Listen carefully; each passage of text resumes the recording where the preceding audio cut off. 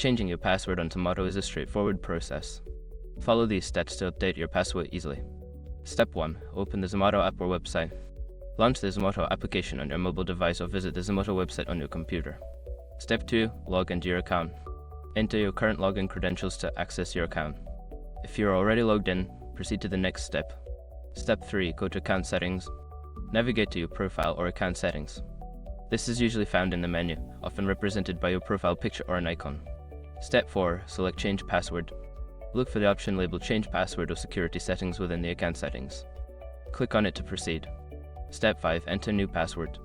Follow the prompts to enter your current password, then type in your new password and confirm it. Save the changes to update your password. Once you have completed these steps, your Zomato password will be successfully changed. Make sure to remember your new password for future logins.